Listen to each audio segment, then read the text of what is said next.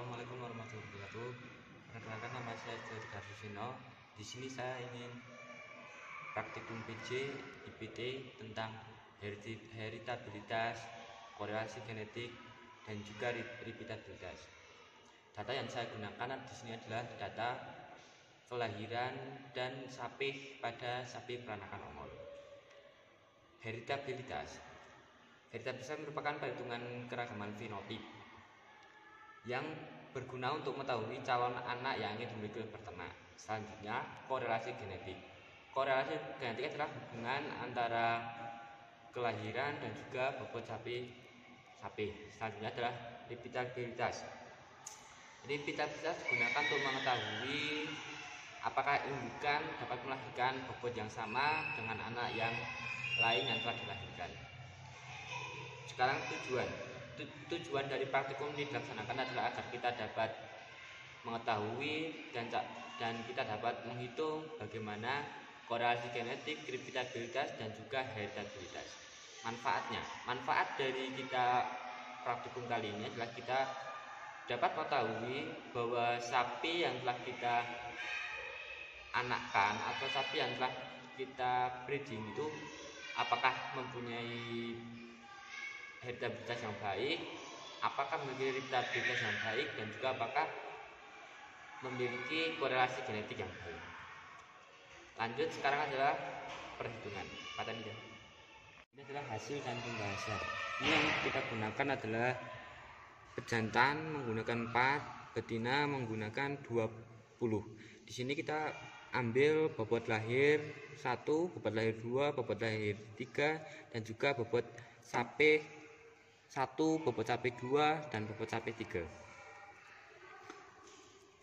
Pendugaan nilai heritabilitas indeks bobot lahir sapi potong. Di sini kita ambil bobot lahir, terus kita kalikan 2. Kita mencari YI, setelah itu kita menghitung dengan faktor korelasi. Faktor korelasi menggunakan rumus yaitu Y kuadrat per N. Jadi dapat kita ketahui hasilnya adalah 16125,5. Selanjutnya jumlah kuadrat antar pejantan. Kita menggunakan rumus YI kuadrat per NI dikurangi FK.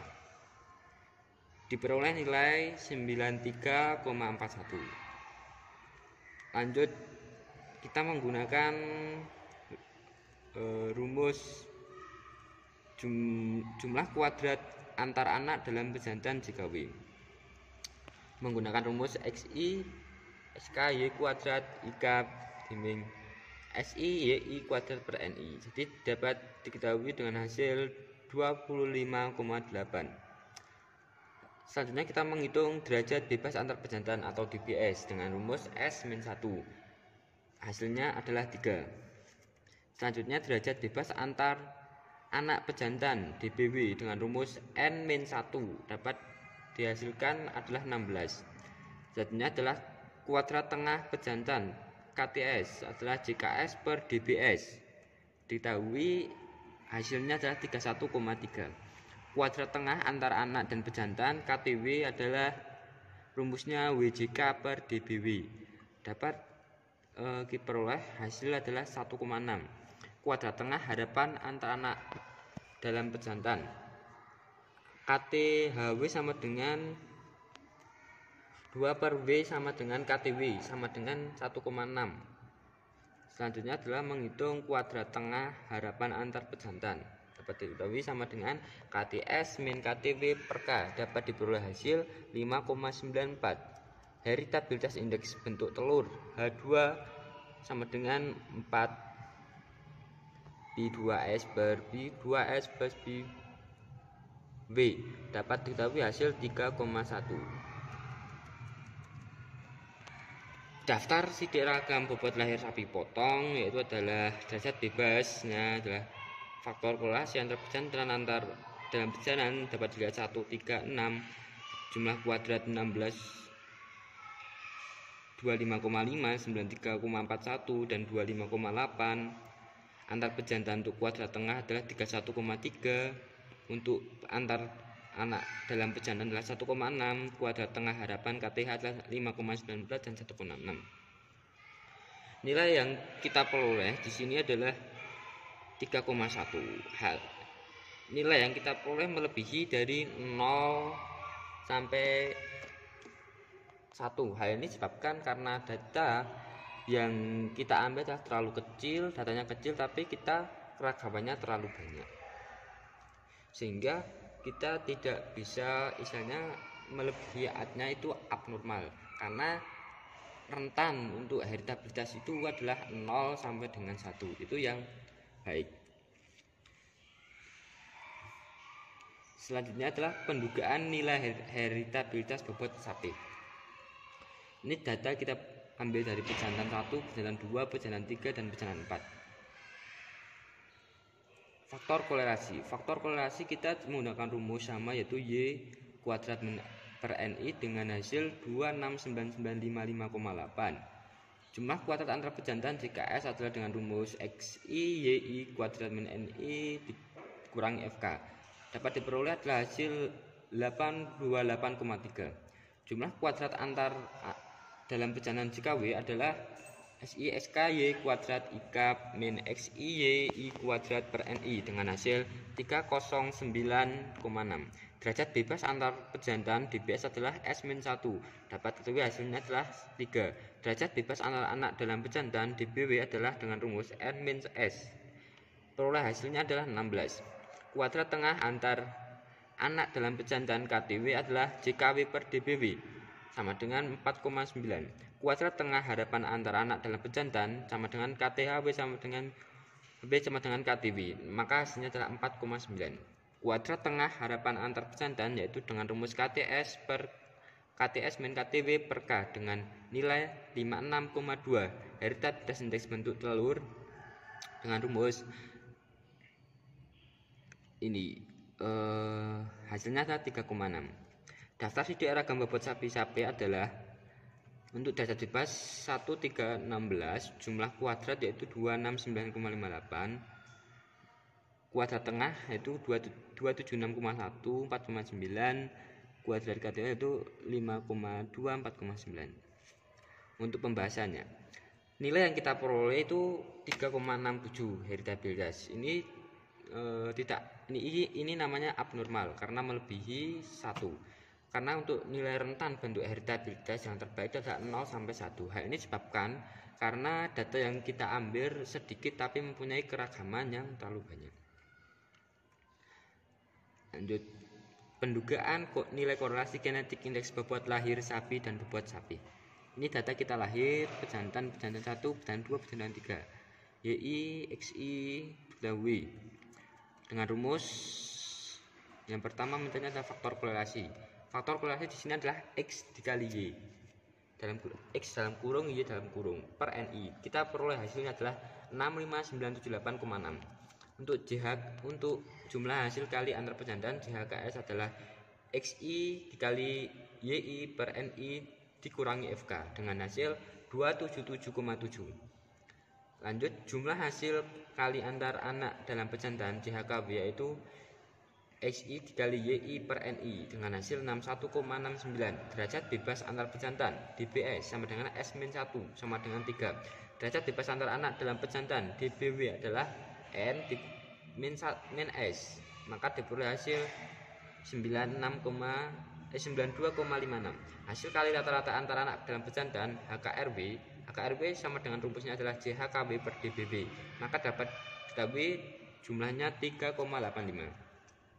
Hasil kali rata-rata harapan antara anak dalam pejantan yaitu COV HKRHW sama dengan COV sama dengan HKRW sama dengan 3,85. Hasil kali rata-rata harapan antara pejantan COV-S sama dengan HKRHS sama dengan COV-S. HKRHS sama dengan HKRW per K. Jawabannya adalah 17,7. Korelasi genetik RG yaitu sama dengan 4 COV-S dibagi akar 4 K2S X kali 4 SY, hasilnya adalah 0,9. Daftar sidik ragam korelasi bobot lahir dan bobot sapi. Ini adalah daftar sidiknya. Untuk pembahasannya, nilai yang kita peroleh adalah 96. Ini berarti hubungan antara korelasi antara sapi dengan bobot lahir dan bobot sapi itu sangat tinggi, yaitu 96%. Semakin tinggi, maka itu akan semakin mempererat hubungan antara korelasi antara sapi dengan bobot lahir dengan sapi bobot sapi. Lanjut, pendugaan nilai repeatabilitas antar kelas. Ini menggunakan rumus R. R sama dengan X Y min XY per N dibagi akar X kuadrat per N Y kuadrat min Y kuadrat per N. Dapat diketahui hasilnya adalah 0,9. Pendugaan nilai repeatabilitas dalam kelas, kita ambil data. Selanjutnya faktor korelasi dengan rumus Y kuadrat per M. Hasilnya adalah 31897,9. Jumlah kuadrat antar individu JKB menggunakan rumus Y kuadrat per M min FK dengan nilai 226,9. Jumlah kuadrat pengukuran dalam individu menggunakan rumus YI kuadrat per MI. Hasilnya 70,6. Derajat bebas antara individu DBB. Rumusnya N-1 sama dengan 11. Derajat bebas pengukuran dalam individu DBW sama dengan MI-1. Hasilnya 24. Kuadrat tengah antara individu yaitu JKB per DBB. Hasilnya 20,6. Kuadrat tengah pengukuran dalam individu KTW JKW per DBW. Hasilnya 2,9. Kuadrat tengah harapan pengukuran dalam individu KTW sama dengan mu2W sama dengan 2,9. Kuadrat tengah harapan antara individu ya, KTHB sama dengan KTB min KTW per K. Hasilnya 5,9. Selanjutnya nilai repeatabilitasnya adalah mu2 B per mu kuadrat B plus mu2W. Hasilnya 0,67. Daftar sidik ragam ini pembahasan. Dari hasil repeatabilitas dalam kelas, kemampuan sapi untuk mengulangi bobot yang sama pada kelahiran berikutnya dalam 67%. Jadi sapi yang kita ambil datanya untuk mengulangi bobot yang sama saat kelahiran berikutnya itu adalah 67%.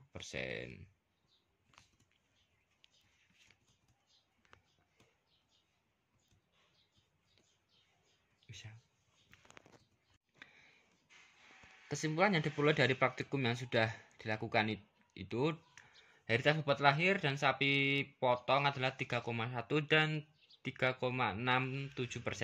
Artinya sapi potong memiliki kemampuan abnormal untuk menurunkan sifat bobot lahir dan bobot sapi. Hal ini disebabkan karena data yang kita ambil memiliki banyak keragaman, tapi datanya itu sedikit. Nilai korelasi genetik yaitu 0,96. Hal ini menunjukkan bahwa hubungan antara bobot lahir dan bobot sapi sangat dekat, yaitu 96%. Nilai repeatabilitas antar kelas dalam yaitu 0,9 dan 0,67. Ini menunjukkan bahwa produksi pertama dan selanjutnya baik karena berada di rentan 0 sampai dengan 1. Cukup sekian presentasi dari praktikum kali ini. Terima kasih. Mohon maaf bila ada kesalahan kata ataupun perbuatan. Saya ucapkan terima kasih. Wassalamualaikum warahmatullahi wabarakatuh.